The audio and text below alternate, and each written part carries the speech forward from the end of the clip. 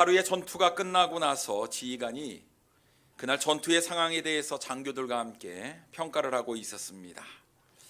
지휘관이 오늘 어떤 군인이 이날 가장 탁월한 군인인가 하고 장교들하고 이야기를 하는데 평가를 해보라고 이야기를 했습니다.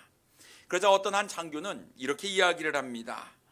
오늘 용감하게 싸우다 전사한 사람이 가장 탁월한 군인입니다. 또 어떤 장교는 맨 앞에 적진을 향해 나아가서 싸웠던 이 군인이 가장 탁월한 군인입니다. 이렇게 이야기를 했습니다. 그러자 지휘관은 이렇게 이야기합니다. 아닙니다. 여러분 모두가 다 틀렸습니다. 오늘 전투 가운데 가장 탁월한 군인은 적을 죽이려고 칼을 들어 막 내리치려는 그 순간에 퇴각 나팔 소리를 듣고 적을 치지 않고 곧장 나팔 소리대로 후퇴한 군인이 가장 탁월한 군인입니다 라고 이야기를 했습니다. 우리는 이렇게 생각합니다. 전투 중에라고 한다면 한 명의 적군이라도 더 사살해야 되는 것이 군인의 임무요 책임이라고 생각을 합니다. 눈앞에 있는 적군을 놔두고 가는 것은 군인의 모습이 아니라고 생각을 합니다. 하지만 지휘관의 생각은 다릅니다. 어떤 순간에서도 명령에 즉각적으로 반응하는, 명령에 즉각적으로 순종하는 그 군인이 탁월한 군인이다라고 생각을 하는 것이죠. 주님도 마찬가지입니다. 주님을 온전히 따른다라는 말은 주님의 말씀에 온전히 순종한다라는 말과 같습니다. 근데 우리는 어디까지, 얼마만큼 순종하는 것이 순종일까 생각을 하게 되지요. 여러분, 물은 섭씨 100도에서 끓게 됩니다. 99도가 되어도 물은 끓지 않지요. 1도를 더 올려야만 물이 끓게 되는 것입니다. 내 생각에는 이 정도까지 내가 순종하면 순종이겠다라고 생각할지 모르겠지만 우리 주님께서 원하시는 그 수준에 우리가 도달해야만, 그 기준치만큼 우리가 순종해야만 그것을 주님께서 순종으로 여기신다라는 사실입니다. 그래서 온전히 따른다라는 말을 히브리어 원어로 살펴보게 되면 말레라는 뜻인데요, 이것은 채우다, 가득 차다 이런 뜻입니다. 다시 말해서 온전히 따르다라는 말은 주님의 기대치를 가득 채울 때 그것을 온전히 따른다, 온전한 순종이다라고 말씀하고 있는 것입니다. 그렇다면 오늘 우리는 주님 앞에서 나는 어떻게 순종하고 있는가, 얼마만큼 순종하고 있는가, 오늘 말씀을 가지고 주님을 온전히 따르라라는 제목으로 함께 은혜를 나누기를 원합니다. 첫째로 주님을 온전히 따르기 위해서는 육신적인 생각을 버려야 합니다. 오늘 우리가 누가복음 5장 말씀을 보고 있는데 그 앞에 있는 누가복음 4장 말씀에 보면 예수님께서 행하신 여러 가지 기적들에 대해서 기록을 하고 있습니다. 수많은 무리들이 자신의 필요를 채움받기 위해서 예수님을 찾아왔습니다. 예수님은 더러운 귀신 들린 사람을 고치셨고요, 또 중한 질병도 고치셨습니다. 또 해질 무렵에는 사람들이 온갖 병자들을 이끌고 예수님께 데리고 왔을 때에 예수님께서는 그 병자들에게 일일이 손을 얹어 병을 고쳐주신 내용이 누가복음 4장에 기록되어 있습니다. 놀라운 기적을 체험했던 수많은 사람들, 무리들은 예수님께서 자신에게서 떠나지 못하도록 붙잡기 시작했어요. 누가복음 4장 42절 말씀에 보면 날이 밝음에 예수께서 나오사 한적한 곳에 가시니 무리가 찾다가 만나서 자기들에게서 떠나시지 못하게 만류하려 하매라고 말씀하고 있습니다. 왜 예수님을 붙잡았을까요? 더 많은 필요들을 채움받고자 하는 마음 때문이었습니다. 나의 이런 육신적인 필요가 있으니 주님께서 나의 이런 육신적인 필요를 채워주세요 라는 것이 무리들의 마음이었습니다. 그렇기 때문에 예수님께서 가시지 못하도록, 떠나지 못하도록 붙잡고 만류하기 시작했다라고 성경은 이야기하고 있습니다. 그러나 여러분, 예수님께서 이 땅에 오신 목적은 분명합니다. 수많은 잃어버린 사람들을 구원하기 위해서 오신 것이었습니다. 그러니 예수님은 이 동네뿐만 아니라 다른 동네에 가서도 하나님 나라의 복음을 증거하셔야만 했지요. 그래서 예수님은 갈릴리 여러 회당에 다니시면서 복음을 전하며 전도하셨습니다. 누가복음 4장 43절과 44절 말씀에 보면 예수께서 이르시되 내가 다른 동네들에서도 하나님의 나라 복음을 전하여야 하리니 나는 이 일을 위해 보내심을 받아노라 하시고 갈릴리 여러 회당에서 전도하시더라라고 말씀하고 있습니다. 그러나 무리들은요, 예수님의 목적, 예수님의 마음과는 전혀 관심이 없었다라는 것입니다. 분명히 예수님은 다른 동네에 가서도 내가 하나님 나라의 복음을 증거해야 된다라고 이야기를 했지만 무리들은 예수님의 말씀에 아랑곳하지 않았어요. 귀 기울이지 않았다라는 겁니다. 어찌하든지 나의 피로, 나의 이 육신적인 필요, 문제들을 해결받고 채움받고자 하는 마음이 그들에게 있었다라는 것입니다. 그런데 예수님은 전도하러 가셨어요. 그러자 무리들이 어떻게 합니까? 무리들이 예수님이 가신 곳에 다니시면서 자신의 육신적인 필요를 채우려고 했다라는 것입니다. 오늘 본문 1절 말씀해 보니 무리가 몰려와서라고 말씀하고 있습니다. 자, 예수님께서 이 땅에 오신 목적, 예수님의 관심, 잃어버린 영혼에 대한 그 애틋한 그 마음, 이런 것은 안중에도 없었지요. 전혀 관심이 없었습니다. 예수님이 어떤 분이신지 그들은 알려고도 하지 않았어요. 그들에게 필요한 것은 나의 삶의 문제, 육신적인 문제, 이것만 해결받으면 좋다. 이것이 무리들의 생각이었습니다. 하지만 예수님은 사람들의 필요와 요구에도 불구하고 그들의 필요를 채워주기 전에 하신 일이 있었어요. 바로 말씀을 가르치셨다라는 겁니다. 본문 1절 다시 보게 되면요, 무리가 몰려와서 하나님의 말씀을 들을새 예수는 게네사렛 호숫가에 서서라고 말씀하고 있습니다. 자, 사람들의 육신적인 필요를 주님께서 채워주셨지만 그보다 먼저 선행돼야 될 것, 더 중요한 것, 하나님의 말씀이었습니다. 사람들은 먼저 하나님의 말씀을 드려야만 했습니다. 수많은 사람들이 몰려왔어요. 이때 예수님은 호숫가에 배 두 척이 있는 것을 보셨어요. 어부들이 배에서 내려서 그물을 씻고 있었습니다. 고기잡이를 마친 후에 배와 그물을 정비하고 있었던 중이었지요. 이때 예수님께서는 한 배에 오르셔서 육지에서 조금 떼기를 청하셨습니다. 그리고 그 배에 앉으셔서 하나님 나라의 복음, 말씀을 증거하기 시작하셨지요. 본문 3절 말씀에 보면 예수께서 한 배에 오르시니 그 배는 시몬의 배라 육지에서 조금 떼기를 청하시고 앉으사 배에서 무리를 가르치시더니라고 말씀하고 있습니다. 무엇을 하셨다고요? 수많은 사람들이 육신적인 필요를 채우기 위해서 왔지만 예수님께서는 그들에게 먼저 하나님의 말씀을 가르치셨다라고 말씀하고 있습니다. 자, 시몬의 배에 예수님이 오르셨기 때문에 시몬 베드로는 어쩔 수 없이 그 배에서 주님의 말씀을 들어야만 했습니다. 지금 예수님 주위에 몰려든 많은 사람들, 인생을 살면서 어려움을 겪었던 사람들이었습니다. 이 세상에서 출세하고 성공하고 싶어 하지만 살면서 자신의 힘으로 감당할 수 없는 수많은 현실의 장벽 앞에 막혀서 괴로움을 당하고 있었던 사람들이었지요. 그런데 예수님을 만나서 이 현실의 장벽을 뛰어넘게 되었습니다. 예수님을 만나서 내가 감당할 수 없는 어려운 문제들을 해결받았습니다. 예수님을 만났기 때문에 내가 해결할 수 없었던 나의 인생의 피로들을 채움을 받을 수 있었다라는 것입니다.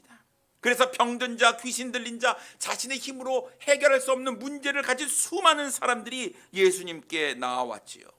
어쩌면 오늘 본문에 기록된 시몬 베드로의 모습도 처참한 이런 무리들과 같은 인생의 모습이었습니다. 그는 갈릴리 출신이었습니다. 어렸을 때부터 이 갈릴리 호숫가에서 물고기를 잡았던 사람이었지요. 어쩌면 시몬 베드로의 마음은 이랬을 것 같습니다. 내가 이 갈릴리 호수에서 최고의 고기잡이가 되리라. 내가 이것으로 성공해 보리라. 많은 고기를 잡아서 부자가 되는 것이 그의 소원이었을 것 같습니다. 그런데 인생이 호락호락하지 않지요. 자기 마음대로 되지 않습니다. 그가 오늘 밤새도록 그물을 내렸는데요, 고기를 한 마리도 잡지 못하는 거예요. 참으로 우울하고 슬픈 날이었습니다. 여러분, 낚시 좋아하시는 분들은 알겠지만 손맛이라는 게 있습니다. 김재승 집사님 그러지 않습니까? 탁 내리면요, 딱 당겼을 때 이 느끼는 이 손맛, 그것 때문에 낚시를 하신다고 그러는데, 그물을 내리고 고기를 잡아도 한 마리도 잡히지 않는 그 일을 계속하면서 손맛을 느끼지 못하니까 어떡하죠? 피곤이 가중되는 겁니다. 해도 안 된다. 자, 이제는 그물을 싣고 집에 들어가서 잠이나 실컷 자야겠다라고 생각을 했습니다. 피곤한 몸을 이끌고 육지로 왔지요. 근데 어떻게 됩니까? 내 인생은 고기잡이 인생. 또 다음 날 고기를 잡으러 가야 하니 또 그물을 손봐야 됐습니다. 해야 될 일을 하고 또 다음 날 고기를 잡으러 가야 되는 것 아니겠습니까? 그런데 하필이면 예수님께서 자신의 배에 올라서서 말씀을 전하시겠다는 겁니다. 나 피곤해 죽겠는데 말이지요. 사람들은 계속해서 몰려들었고 예수님은 그 수많은 사람들을 감당할 수 없었기 때문에 육지에서 조금 배를 떼기를 청하셨고 그 배에서 말씀을 가르치셨다라는 겁니다. 베드로는 오늘따라 되는 일이 없는 것 같았습니다. 잠도 제대로 잘 수 없었고 제대로 쉴 수도 없었습니다. 예수님의 말씀이 계속되자 배 위에서 베드로는 말씀을 듣고 기다려야만 했습니다. 아마 속으로는 그랬을 것 같아요. 아니, 예수님 빨리 좀 이 사람들의 필요를 빨리 채워주시고 빨리 돌려보내주시면 나도 들어가서 잘 텐데, 이런 마음이 있었을 것 같습니다. 아니, 왜 병든 자에게는 병을 고쳐주고 귀신 들린 자에게는 귀신을 내어쫓아주고 배고픈 자에게 일용할 양식을 주시면 되지, 예수님께서 이렇게 말씀을 길게 전하실까? 그러나 우리 예수님은 우리의 가장 필요한 생명의 양식, 영의 양식인 하나님의 말씀을 전하셨다라는 것입니다. 그렇다고 생각해 보면 예수님께서 이 땅에 오신 목적은 이 땅에서 우리의 육신적인 문제만 해결해 주는 것이 아니라 우리의 영혼의 문제, 영생의 문제를 우리 주님께서는 더 좋은 것, 더 위대한 것, 우리 삶에 가장 필요한 것들을 해결해 주시기 위해서 오신 분이셨기 때문에 예수님은 말씀을 증거하셔야만 했다라는 것입니다. 사랑하는 성도님 여러분, 우리는 왜 주님을 따릅니까? 우리의 모습은 어떻습니까? 그저 우리의 삶의 문제, 육신적인 문제를 해결받기 위해서, 그저 축복받기 위해서 우리가 예수님을 따르는 것은 아닙니까? 어쩌면 오늘 예배에 참석한 것도 우리 주님께 잘 보이려고 하는 것 아닙니까? 예수님께 찍히지 않으려고 말입니다.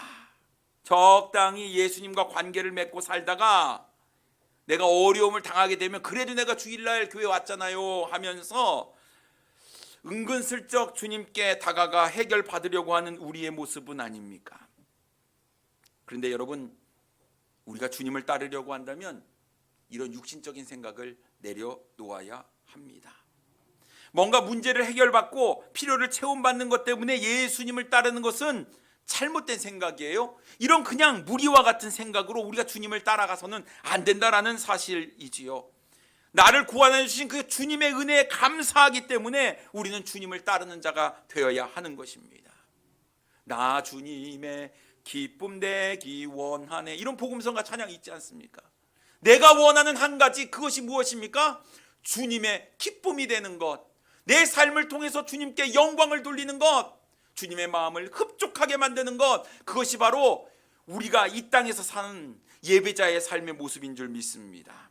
그러니 여러분, 우리가 어떤 마음으로 주님을 따라야 되는 겁니까? 우리가 진정으로 주님을 사랑해서 주님을 따라가게 되면 육신적인 문제는 당연히 주님께서 해결해 주시라는 그런 믿음으로 주님을 따라가시는 우리 사랑하는 성도님들이 되기를 원합니다. 두 번째로, 주님을 온전히 따르기 위해서는 어떤 말씀이든지 무조건 순종해야 합니다. 드디어 예수님께서 말씀을 마치셨어요.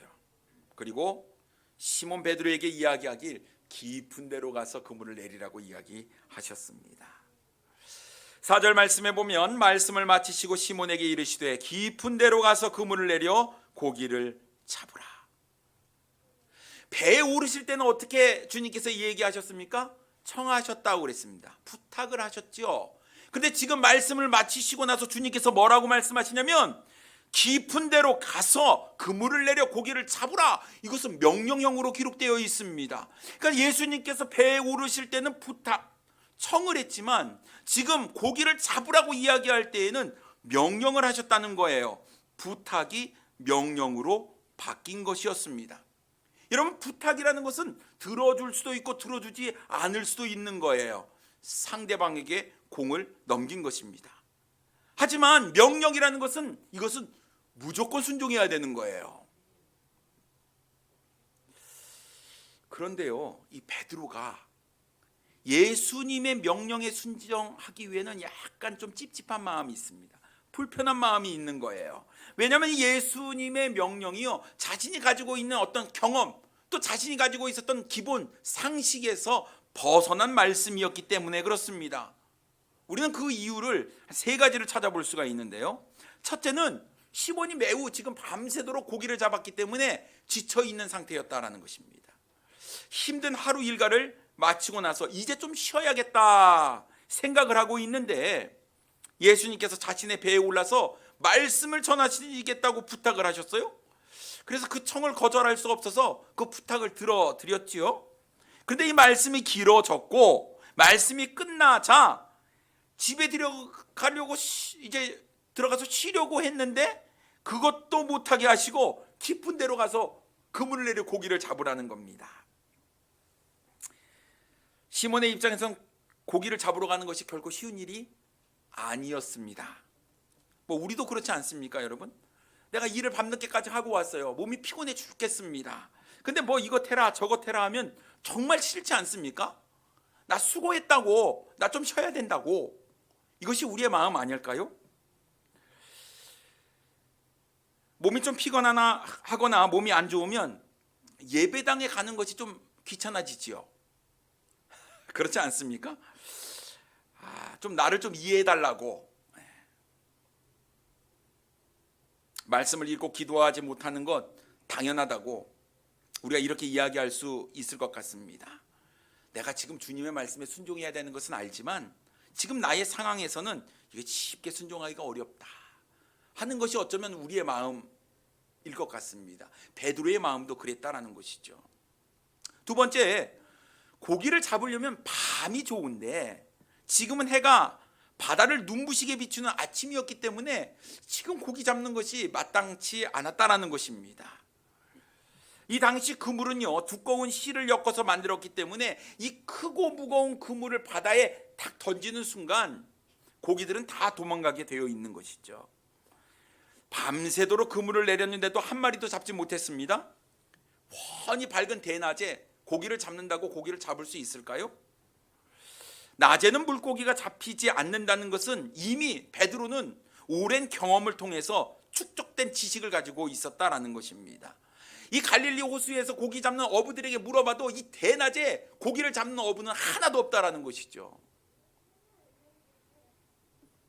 아마도 지금 그물을 다시 쓴 것을 가지고 나아가 대낮에 그물을 내려서 고기를 잡는다 하면 바보 같다라고 사람들이 손가락질 할 것이라 생각이 듭니다.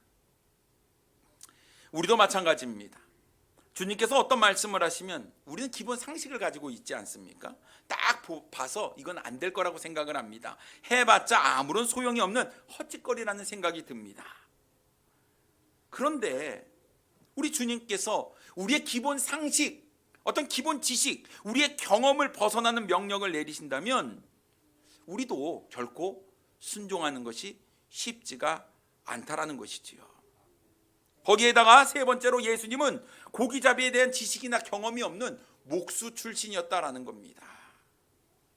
자신은 어떤 사람입니까? 날 때부터, 어렸을 때부터 물에서 자랐어요. 고기를 잡으면서 자랐다라는 것이죠. 고기잡이 전문가였습니다. 그런데 목수 출신 예수님께서 고기잡이에 대해서 이야기를 하시는데 이것은 아니다라는 생각이 드는 것이죠. 여러분, 번데기 앞에서 주름 잡으면 안 됩니다. 어떤 전문가 앞에서 나의 그 얄팍한 지식을 가지고 막 이렇게 얘기하는 것은 잘못된 것 아니겠습니까?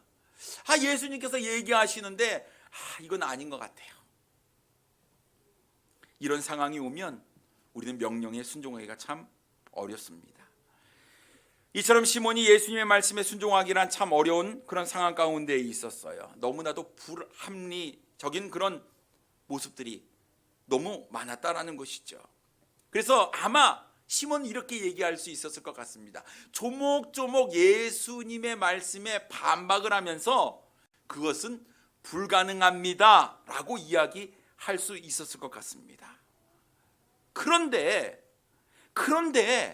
베드로는 오늘 주님의 말씀에 순종합니다. 5절 말씀에 보면 시몬이 대답하여 이르되 선생님, 우리들이 밤이 새도록 수고하였으되 잡은 것이 없지만은 말씀에 의지하여 내가 그물을 내리리이다, 이렇게 말씀하고 있어요. 여러분, 이 말씀 가운데 한 단어가 우리 눈에 들어옵니다. 어떤 단어입니까? 말씀에 의지하여 라는 단어입니다. 기본 상식에 안 맞습니다. 지금 상황에도 안 맞아요. 환경에도 안 맞습니다. 이해하려고 해도 이해가 되지 않는 그런 말씀이었지만 그것이 주님의 말씀이었기 때문에 베드로가 그 말씀에 순종했다라는 것입니다. 이것이 믿음입니다. 내 생각과 내 상식을 벗어나지만 그것이 주님께서 하신 말씀이기 때문에 순종하는 것, 이것이 바로 믿음이다라는 것입니다. 주님의 말씀이기에 낮에도 물고기를 잡을 수 있다는 것이 믿음인 거예요. 주님의 말씀이기에 깊은 곳에 가서 고기를 잡을 수 있다는 것도 믿음입니다.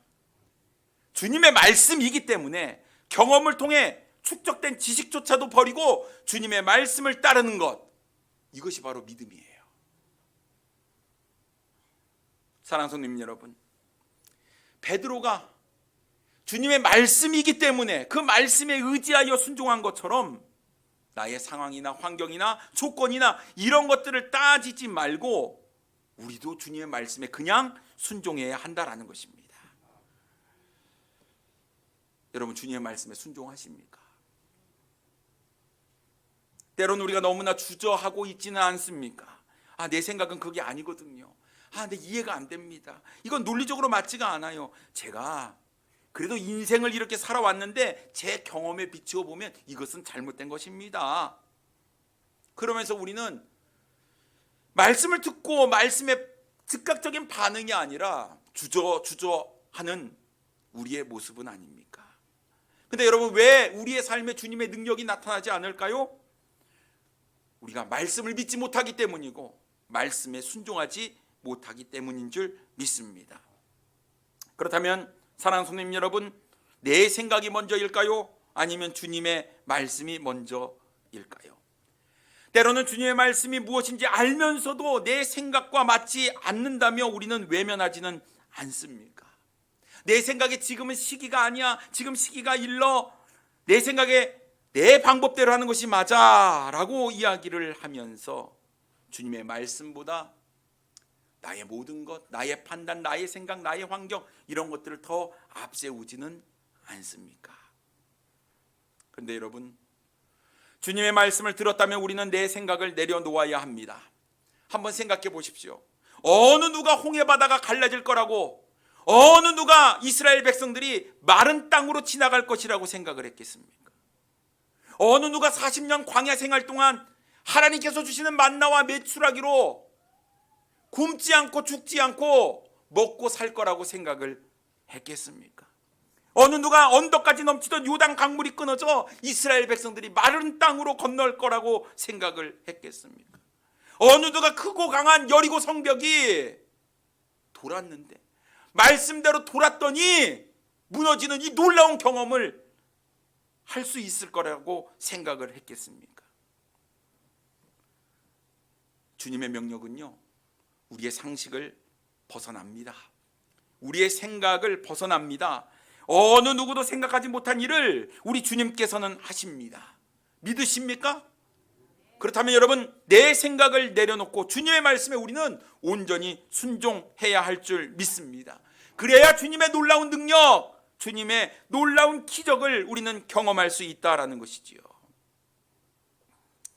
내 환경이 어떠냐, 조건이 어떠냐, 논리적이냐, 합리적이냐, 이게 중요한 게 아닙니다.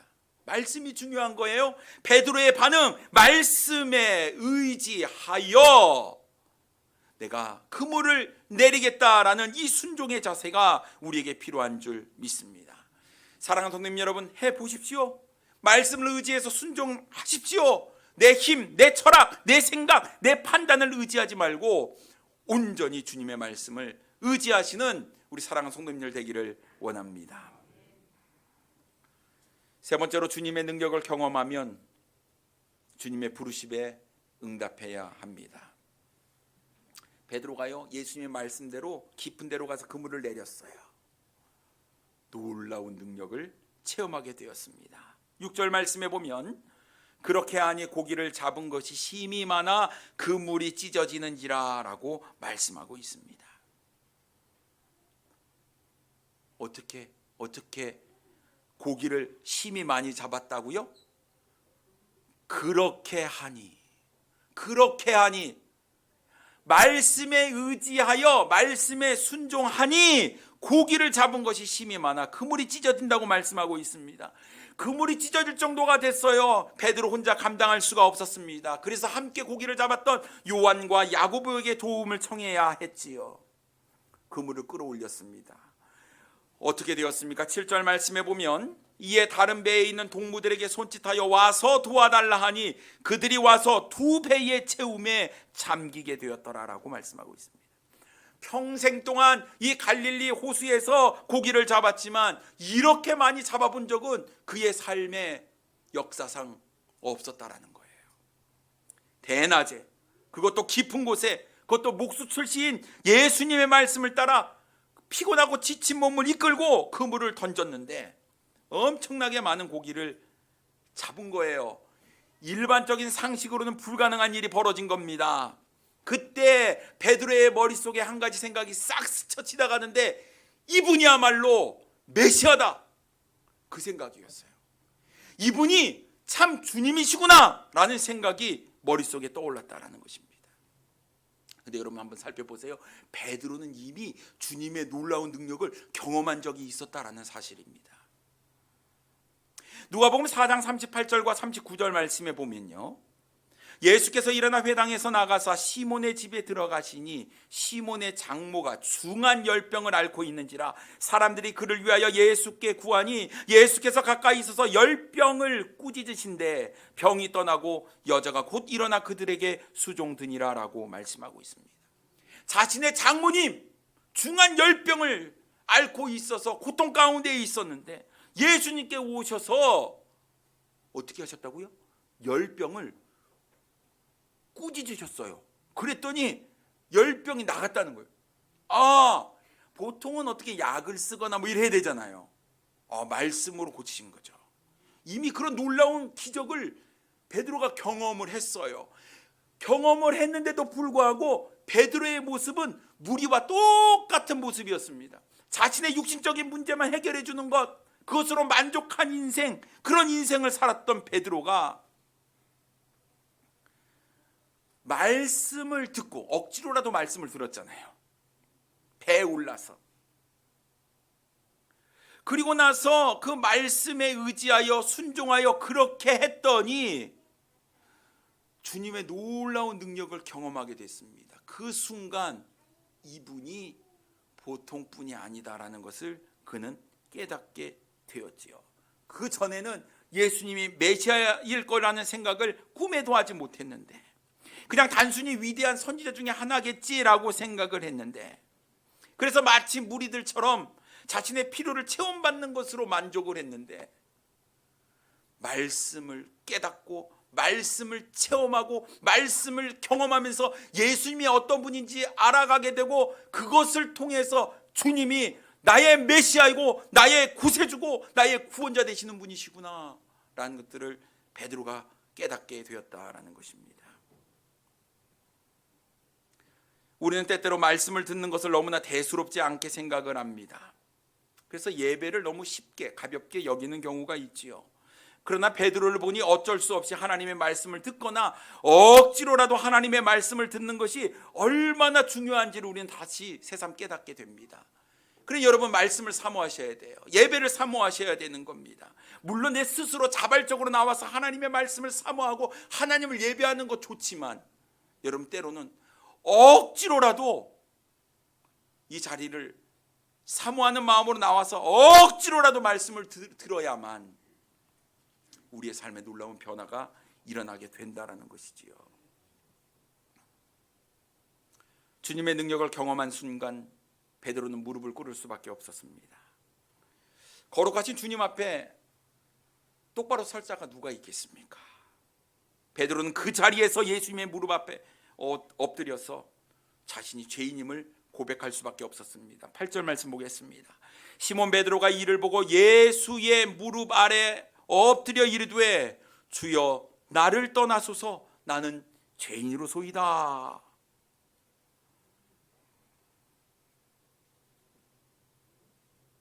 주님이 하나님이신 걸 믿게 되었습니다. 거룩하신 주님 앞에 나 같은 죄인이 설 자리가 없는 거예요. 어떡합니까? 무릎 아래 엎드릴 수밖에 없었어요. 그리고 이야기합니다. 주여 나는 죄인입니다. 그런데 놀란 사람은 베드로뿐만이 아니었지요. 갈릴리 호수에서 함께 잔뼈가 굵은 야고보와 요한도 놀랐습니다. 9절과 10절 말씀에 보면 이는 자기 및 자기와 함께 있는 모든 사람들이 고기 잡힌 것으로 말미암아 놀라고 세베대의 아들로서 시몬의 동업자인 야고보와 요한도 놀랐음이라 라고 말씀하고 있습니다. 이런 경험을 해본 적이 없어요. 이런 말씀의 놀라운 능력을 경험해 본 적이 없어요. 이런 경험을 하고도 놀라지 않는다? 여러분, 이것은 말이 되지 않습니다. 자신의 생각, 상식, 자신의 어떤 환경들, 이런 것을 뛰어넘는 놀라운 주님의 은혜를 경험하고 나서는 깜짝 놀랄 수밖에 없었지요. 이분의 능력이 참 위대하다라는 것을 깨닫게 되었습니다. 주님 앞에 납작 엎드려 나는 죄인입니다. 나는 보잘것없는 사람입니다. 이 거룩하신 주님 앞에 저는 고개를 들 수 없습니다. 그런데 예수님께서는 이 베드로를 부르시지요. 베드로가 자신이 누구인지, 예수님이 누군지를 깨닫고 머리를 조아렸을 때 예수님께서는 베드로를 부르셨다라는 것입니다.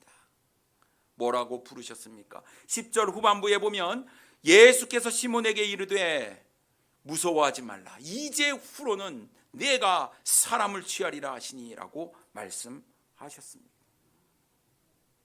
이제는 고기 낚는 것이 아니라 사람을 낚아야 한다. 여러분, 우리가 주님의 말씀을 듣고 자신이 죄인임을 깨달았을 때 비로소 주님과 나 사이의 관계가 정리가 됩니다. 나는 죽을 수밖에 없는 죄인이라는 사실, 나에게는 주님의 은혜가 필요하다는 사실, 주님의 은혜로 구원받아 하나님의 자녀가 되면 앞으로 내가 주님을 위해서 어떠한 삶을 살아야 할지를 베드로는 깨달은 거예요. 내 삶은 더 이상 내 것이 아니라 주님의 것입니다. 이제부터 내 자신을 위한 삶을 사는 것이 아니라 주님을 위한 삶을 살아야 한다는 것을 베드로는 깨달았습니다. 뭐가 달라졌을까요? 그전에는 육신의 문제, 육신의 필요를 체험받기 위해서 예수님께 나왔다면 이제는 이것보다 내 삶을 주님께 드리겠다고 전적으로 주님의 말씀에 순종하고 헌신하는 삶을 살게 되었다라는 것입니다.